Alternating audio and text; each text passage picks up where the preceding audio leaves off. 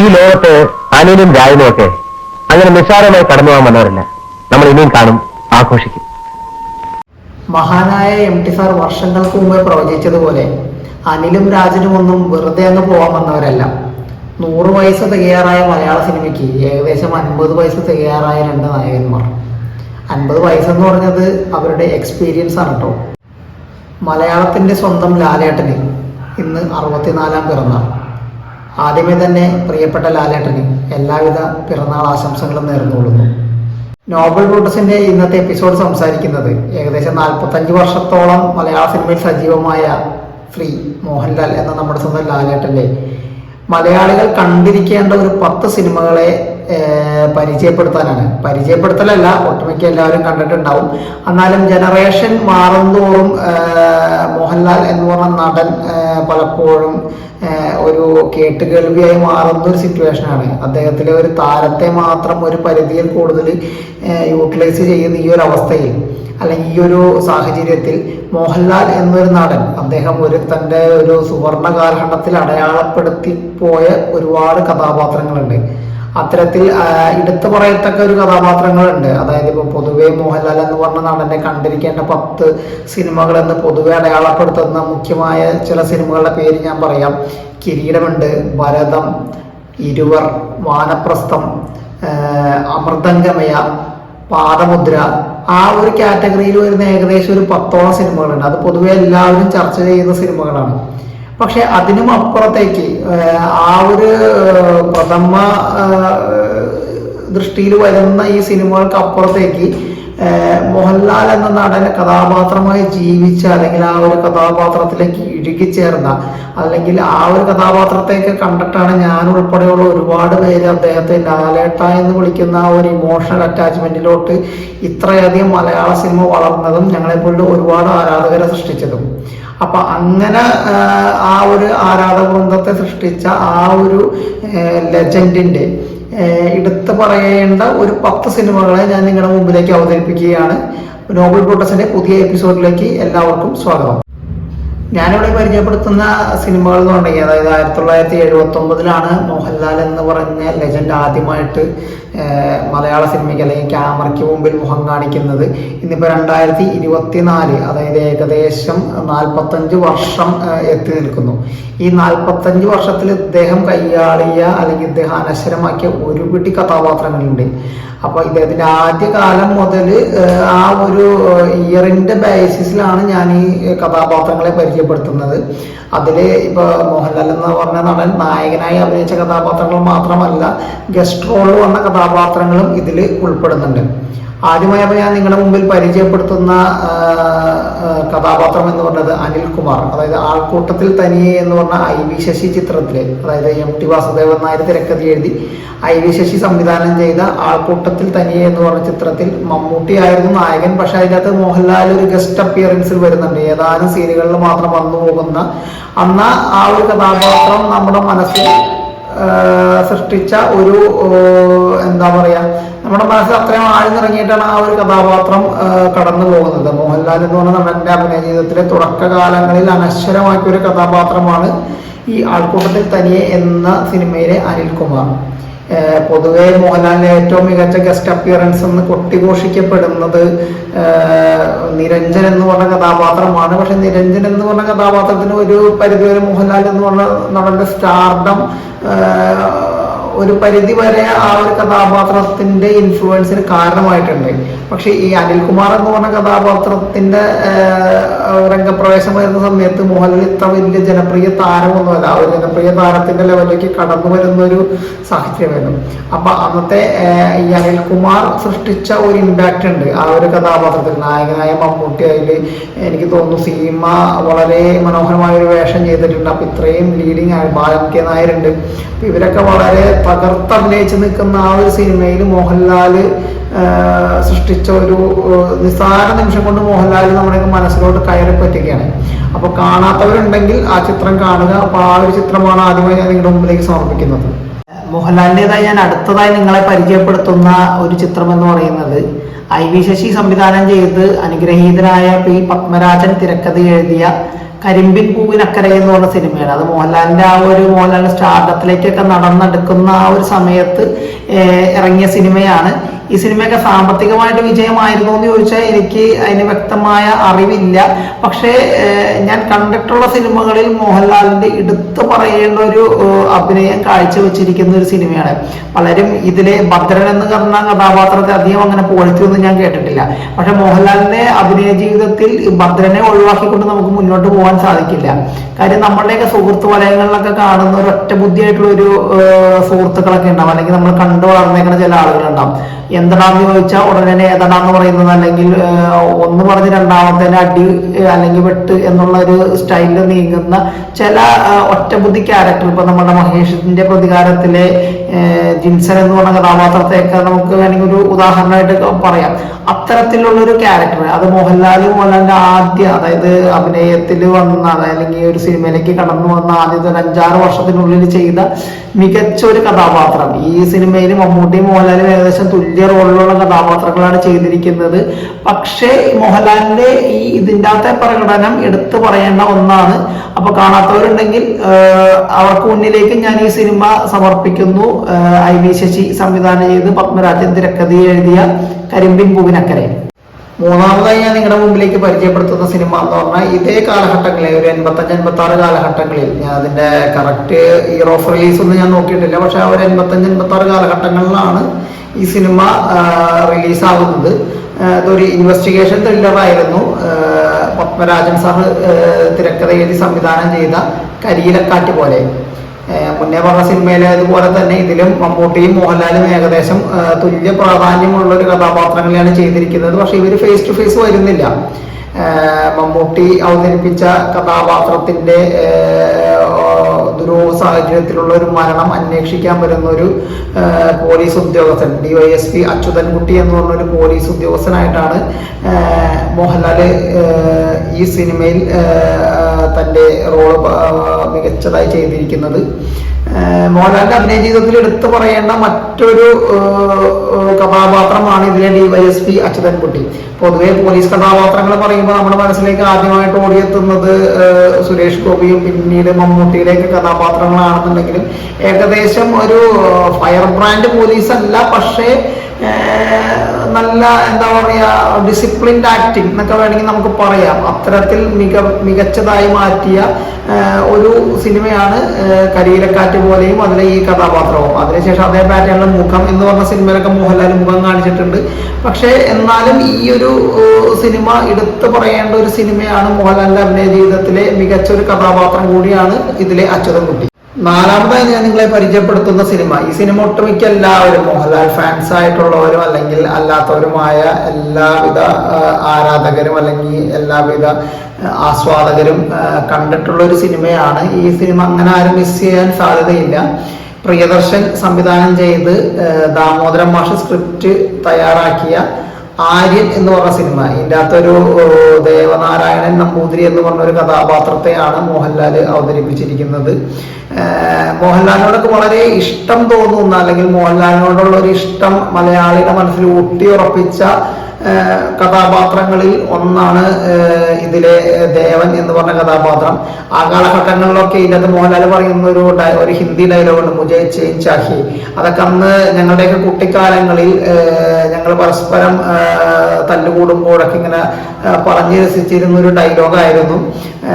അപ്പോൾ അടുത്തായി നിങ്ങൾ കാണാത്തവരുണ്ടെങ്കിൽ എസ്പെഷ്യലി പുതിയ ജനറേഷനിലുള്ള ആളുകൾക്ക് വേണ്ടിയിട്ടാണ് ഞാൻ ഈ സിനിമയൊക്കെ പറഞ്ഞത്. ഞാൻ ഇതിന്റെ കൂടുതൽ സാങ്കേതിക വശങ്ങളിലേക്ക്, അല്ലെങ്കിൽ മോഹൻലാലിന്റെ കൂടുതൽ അഭിനയത്തെ കുറിച്ചുള്ള എന്താ പറയാ, അഭിനയ ശൃംഖലയുടെ ദംഗശൃംഗം എന്നൊക്കെ പറഞ്ഞ ആ ഒരു ലെവലിലോട്ടൊന്നും ഞാൻ പോകുന്നില്ല. മോഹൻലാൽ ഓൾറെഡി പ്രൂവ് ചെയ്ത ആക്ടറാണ്. അപ്പൊ അതിനെ നമുക്ക് വേറെ കീറി കുറിക്കാതൊന്നുമില്ല കാര്യം. പക്ഷെ ഈ നമ്മുടെ മനസ്സിലോട്ട്, അതായത് ഒരു എന്താ പറയാ സൈദ്ധാന്തിക ലെവലിലോട്ടൊന്നും ഇത് പോകേണ്ട കാര്യമൊന്നുമില്ല.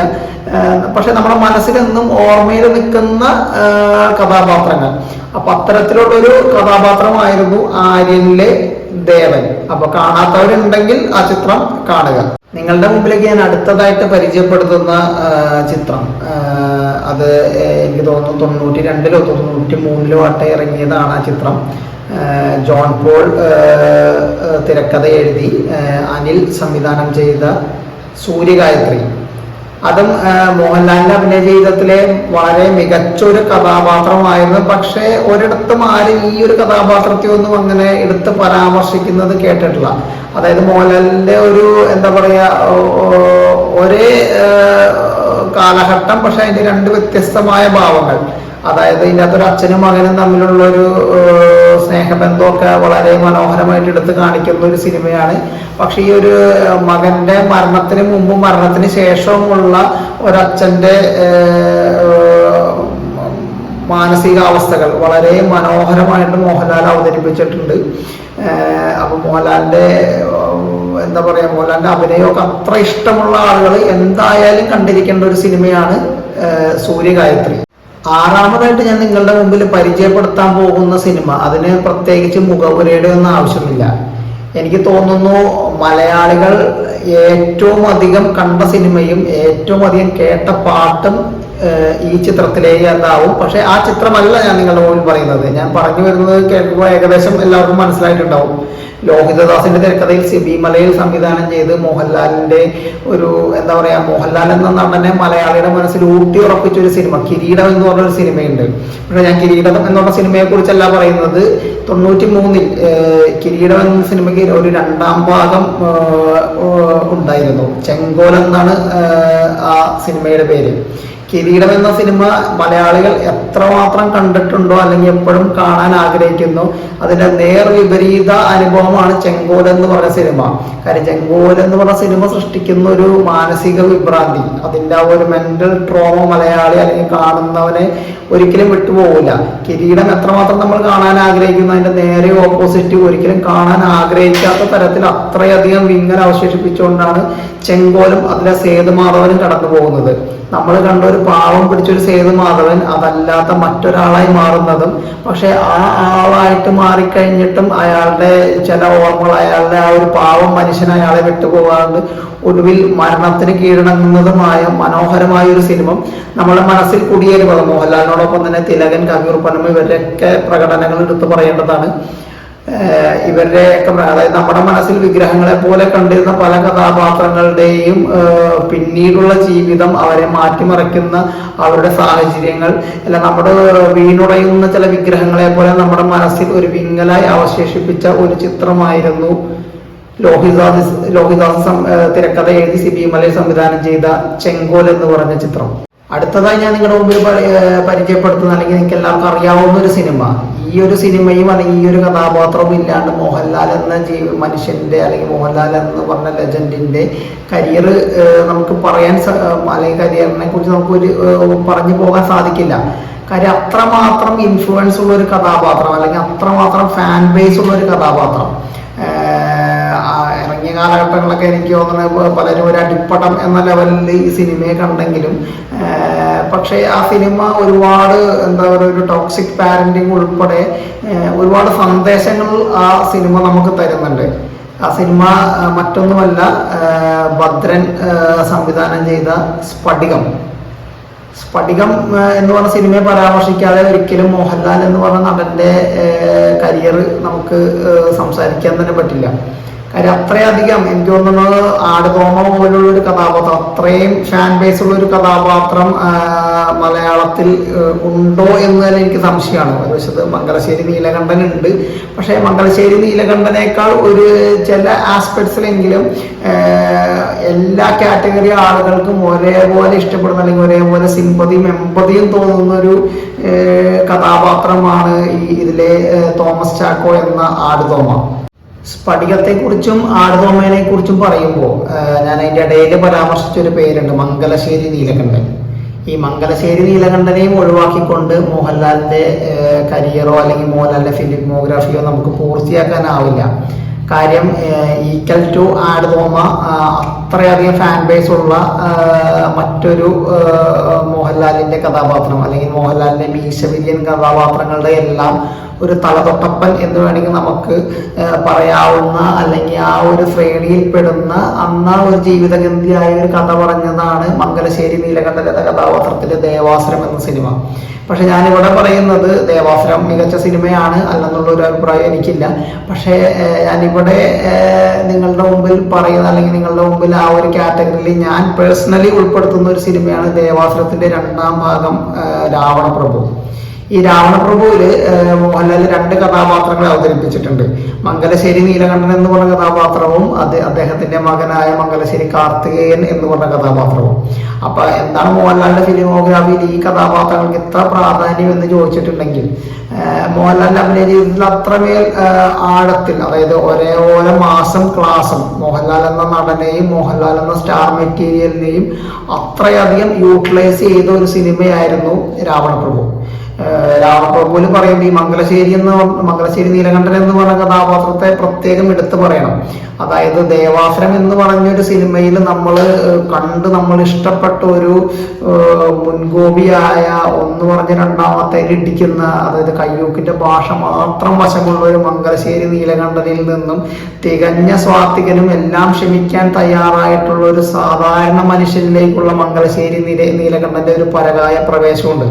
അതായത് ദേവാസുരത്തിൽ നമ്മൾ ഏത് തരം ഒരു കഥാപാത്രത്തെയാണ് കണ്ടത്, അതിന്റെ നേരെ ഓപ്പോസിറ്റ്, അതായത് വളരെ മിതത്വഭാഷിയായിട്ട്, വളരെ എന്താ പറയാ, തന്റെ പ്രായത്തിനെ താൻ അക്സെപ്റ്റ് ചെയ്തുകൊണ്ട് ആ പ്രായത്തിനനുസരിച്ച് ചിന്തിക്കുന്ന പക്വമതിയായ ഒരു നീലകണ്ഠനിലേക്കുള്ള ഒരു മാറ്റം, അതിലാണ് മോഹൻലാൽ എന്ന് പറഞ്ഞ നടന്റെ ആ ഒരു കഴിവ്. ഇപ്പുറത്തെ മകൻ കാർത്തികേയൻ എന്ന് പറഞ്ഞ കഥാപാത്രം മംഗലശ്ശേരി നീലകണ്ഠൻ എന്തായിരുന്നോ അതിന്റെ ഇരട്ടി, അല്ലെങ്കിൽ അതിന്റെ ഒരു ഡബിൾ ഡോസിൽ അതേ ഈ മംഗലശ്ശേരി നീലകണ്ഠൻ മകനാണെന്ന് തെളിയിച്ചുകൊണ്ട് മുന്നോട്ട് പോകുമ്പോൾ, ഇവിടെ ഈ കാർത്തികേയന് പോലും അപ്രാപ്യമായ ലെവലിൽ അത്രയും നല്ലവനായിട്ടുള്ള ഒരു അച്ഛൻ, അല്ലെങ്കിൽ അത്രയും നല്ലവനായിട്ടുള്ള ഒരു മനുഷ്യനായിട്ട് മംഗലശ്ശേരി നീലകണ്ഠൻ മാറുന്നുണ്ട്.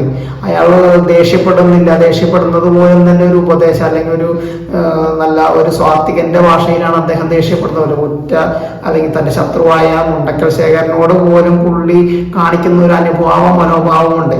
അവിടെയാണ് ഈ മോഹൻലാൽ എന്ന് പറഞ്ഞ നടൻ, അതായത് ഈ രാവണപ്രഭു ആദ്യമായിട്ട് കാണുമ്പോൾ ഈ മംഗലശ്ശേരി നീലകണ്ഠനെ എങ്ങനെയാണ് മോഹൻലാൽ അവതരിപ്പിക്കാൻ പോകുന്നത് എന്നുള്ളൊരു എന്താ പറയാ, ഒരു ആകാംക്ഷ ഉണ്ടായിരുന്നു. പക്ഷേ ആദ്യം ഈ ചെറുപ്രായങ്ങളിലൊക്കെ കുറച്ചും കൂടി കാർത്തികേയനെയാണ് ഇഷ്ടപ്പെട്ടിരുന്നെങ്കിലും പിന്നീട് വളർന്നു വന്ന പ്രായത്തിൽ ഈ മംഗലശ്ശേരി നീലകണ്ഠനോട് തന്നെയാണ് കൂടുതൽ ഇഷ്ടവും കൂടുതൽ സ്നേഹവും തോന്നിയത്. അപ്പൊ രാവണപ്രഭു ഒഴിവാക്കിക്കൊണ്ട്, അല്ലെങ്കിൽ ദേവാസുരവും രാവണപ്രഭു ഒഴിവാക്കിക്കൊണ്ട് മോഹൻലാലിന്റെ ഫിലിമോഗ്രാഫി നമുക്ക് ചർച്ച ചെയ്യാനാവില്ല. പിന്നെ മോഹൻലാലിന്റെ ഒരു ഫിലിം കരിയറിൽ എടുത്തു പറയേണ്ട വേറൊരു കഥാപാത്രമാണ് പക്ഷേ എന്ന് പറഞ്ഞ സിനിമ. അത് ഏകദേശം എനിക്ക് തോന്നുന്നു ഈ ഒരു രാവണപ്രഭു ഒക്കെ റിലീസാവുന്നതിന് മുമ്പ് റിലീസായ ഒരു സിനിമയാണ്. അതും ഒരു സാമ്പത്തിക വിജയമായിരുന്നു എന്ന് ചോദിച്ചാൽ എനിക്ക് അറിയില്ല. പക്ഷേ ഈ പക്ഷേ എന്ന് പറഞ്ഞ സിനിമയൊക്കെ കാണുമ്പോൾ ടൈം മാഗസിൻ ഒരിക്കൽ മോഹൻലാലിനെ വിശേഷിപ്പിക്കുകയുണ്ടായി. പ്രസിദ്ധനായ, അല്ലെങ്കിൽ ലോകൈക നടനായ മർലിൻ ബ്രാൻഡോയ്ക്കുള്ള ഇന്ത്യൻ സിനിമയുടെ മറുപടിയാണ് മോഹൻലാൽ എന്ന് പറയുണ്ടായി. അപ്പൊ ആ ഒരു പ്രസ്താവനയ്ക്കൊക്കെ ന്യായീകരണം, അല്ലെങ്കിൽ ആ ഒരു പ്രസ്താവന ശരിവെക്കുന്ന തരത്തിലുള്ള ഒരു പ്രകടനമാണ് പക്ഷയിലെ ബാലചന്ദ്രൻ എന്ന് പറഞ്ഞ കഥാപാത്രം. അപ്പോൾ പക്ഷേക്ക് അങ്ങനെ ഒരു എന്താ പറയാ, മോഹൻലാലിന്റെ ഒരു സ്റ്റാർ മെറ്റീരിയൽ മാത്രം ഇഷ്ടപ്പെടുന്ന ഒരാളുകൾക്ക് ഈ സിനിമയൊക്കെ എത്രത്തോളം ഇഷ്ടപ്പെടും എന്ന് എനിക്കറിയില്ല. പക്ഷെ മോഹൻലാൽ എന്ന് പറഞ്ഞ അഭിനയ പ്രതിഭയെ സ്നേഹിക്കുന്ന, ഇഷ്ടപ്പെടുന്ന ആളുകൾ തീർച്ചയായിട്ടും കണ്ടിരിക്കേണ്ട ഒരു സിനിമയാണ് പക്ഷേ. പിന്നെ ഇന്നത്തെ ഈ എൻ്റെ വീഡിയോയിൽ അവസാനമായിട്ട് ഞാൻ നിങ്ങളുടെ മുമ്പിൽ അവതരിപ്പിക്കുന്ന, അല്ലെങ്കിൽ നിങ്ങളുടെ മുമ്പിലോട്ട് വെച്ചു തരുന്ന ഒരു സിനിമ A1SJ എന്ന് പറഞ്ഞൊരു ഹിന്ദി ചിത്രത്തിന്റെ തമിഴ് റീമേക്ക്, കമൽഹാസനും മോഹൻലാലും തുല്യ പ്രാധാന്യമുള്ള കഥാപാത്രങ്ങളെ അവതരിപ്പിച്ച ഉന്നേ പോലൊരുവൻ. പൊതുവെ ഈ ഒരു ഭാഷ യൂസ് ചെയ്യുന്നതിൻ്റെ ഒരു ബുദ്ധിമുട്ട് മോഹൻലാലിന്റെ പല സിനിമകളിലും നമുക്ക് ചില സമയങ്ങളിലൊക്കെ ഫീൽ ചെയ്യാറുണ്ട്. ചില ഭാഷകൾ കൈകാര്യം ചെയ്യുമ്പോൾ മോഹൻലാലിന് ഒരു ഫ്രീ ഫ്ലോ കിട്ടാറില്ല. പക്ഷേ ഈ ഉന്നേ പോൽ ഒരുവൻ എന്ന് പറഞ്ഞ സിനിമയിലെ ആ രാഘവൻ മാരാർ എന്ന് പറഞ്ഞ IG കഥാപാത്രം മോഹൻലാൽ അത്രയും മനോഹരമായിട്ടാണ് ചെയ്തിരിക്കുന്നത്. അതായത് മോഹൻലാലിന്റെ അഭിനയ ജീവിതത്തിൽ മോഹൻലാൽ തിലകൻ, അല്ലെങ്കിൽ മോഹൻലാൽ മമ്മൂട്ടി, അല്ലെങ്കിൽ മോഹൻലാൽ ജഗദീഷ്, മോഹൻലാൽ ശ്രീനിവാസൻ, അങ്ങനെ ഒരുപാട് കോംബോകൾ വന്നിട്ടുണ്ട്. അപ്പൊ ഈ രണ്ട് തുല്യ അല്ലെങ്കിൽ ഒരേ കഴിവുള്ള രണ്ട് നടന്മാർ തമ്മിൽ യോജിക്കുമ്പോൾ വർക്കൗട്ട് ആവുന്ന കെമിസ്ട്രി ഉണ്ട്. അപ്പോൾ ഇന്ത്യൻ സിനിമയിലെ ഏറ്റവും മികച്ച രണ്ട് നടന്മാരെന്ന് നമുക്ക് പറയാവുന്ന രണ്ട് പേര്, അതിൽ എന്തായാലും ഒരേപോലെ സ്റ്റാർ വാല്യൂ ഉണ്ട്, നായകന്മാരായിട്ട് അഭിനയിച്ചേക്കുന്ന രണ്ട് ഭാഷകളിലുള്ള രണ്ട് നടന്മാർ, ഏകദേശം ഒരേ പാറ്റേണിലുള്ള കഴിവുകളും കാര്യങ്ങളുള്ള രണ്ട് നടന്മാർ, അതാണ് മോഹൻലാലും കമൽഹാസനും. ആരാർക്കും ഇതേന്ന് നമുക്ക് ഒരിക്കലും പ്രവചിക്കാൻ കഴിയില്ല. ഇപ്പം മലയാളികൾ പറയും മോഹൻലാലാണ് ബെറ്റർ എന്ന് പറയും, ചിലപ്പോൾ തമിഴ്നാട്ടുകാർ പറയും കമൽഹാസനാണ് ബെറ്റർ എന്ന് പറയും. പക്ഷെ ഒരു ഇന്ത്യൻ സിനിമയുടെ ഒരു ഇന്ത്യ എന്ന് പറഞ്ഞ ഒരു കൺസെപ്റ്റിൽ നിന്ന് നോക്കുമ്പോൾ ഇന്ത്യൻ സിനിമയുടെ രണ്ട് മണിമുത്തുകളാണ് ഈ മോഹൻലാൽ എന്ന് പറഞ്ഞ നമ്മുടെ ലാലേട്ടനും കമൽഹാസൻ എന്ന് പറഞ്ഞ നടൻ. ഇവരുടെ തമ്മിലുള്ള ഈ കോമ്പിനേഷൻ വന്നു കഴിഞ്ഞപ്പോൾ എന്താ പറയാ, വല്ലാത്തൊരു മനോഹരമായ ഒരു അഭിനയ മുഹൂർത്തങ്ങളാണ് നമുക്ക് കിട്ടിയത്. ഇതിന്റെ ഏവൻ എസ്റ്റേ എന്ന് പറഞ്ഞ സിനിമയിൽ നസറുദ്ദീൻ ഷായും അനുപം കെയറും അനുസരമാക്കിയ രണ്ട് കഥാപാത്രങ്ങൾ, അപ്പൊ അങ്ങനെ രണ്ട് സ്വഭാവ നടന്മാർ അനുസരമാക്കിയ കഥാപാത്രങ്ങളെ അതിനേക്കാൾ മികച്ച രീതിയിൽ ഈ രണ്ട് നടന്മാരെ രണ്ടുപേരെയും എടുത്തു പറയണം. പക്ഷെ ഇന്നത്തെ ഈ ആസ്പെക്ടിൽ ഞാൻ ലാലേട്ടനെ തന്നെയാണ് എടുത്തു പറയുന്നത്. ലാലേട്ടന്റെ മികച്ച കഥാപാത്രങ്ങളുടെ പട്ടികയിൽ ഉൾപ്പെടുത്തേണ്ട ഒരു കഥാപാത്രമാണ് IG രാഘവമാരാർ. പുസ്തകങ്ങളെ പോലെ തന്നെ എൻ്റെ ഇഷ്ടപ്പെട്ട ഒരു മേഖലയാണ് സിനിമ. അപ്പോൾ സിനിമ സംബന്ധിയായ വീഡിയോസും ചെയ്യാൻ വളരെയധികം ആഗ്രഹമുള്ള ഒരാളാണ് ഞാൻ. അപ്പോൾ അതിൻ്റെ ഒരു തുടക്കം എന്നോണം നമ്മുടെ എല്ലാം സ്വകാര്യ അഹങ്കാരമായ ലാലേട്ടനെ കുറിച്ച് തന്നെ, അല്ലെങ്കിൽ അദ്ദേഹത്തിൻ്റെ നമ്മൾ കണ്ടിരിക്കേണ്ട ഒരു 10 ചിത്രങ്ങളെ പരിചയപ്പെടുത്തിക്കൊണ്ട് ഇങ്ങനെ ഒരു പുതിയൊരു പാതയിലേക്ക് കയറാൻ സാധിച്ചതിൽ വളരെയധികം സന്തോഷമുണ്ട്.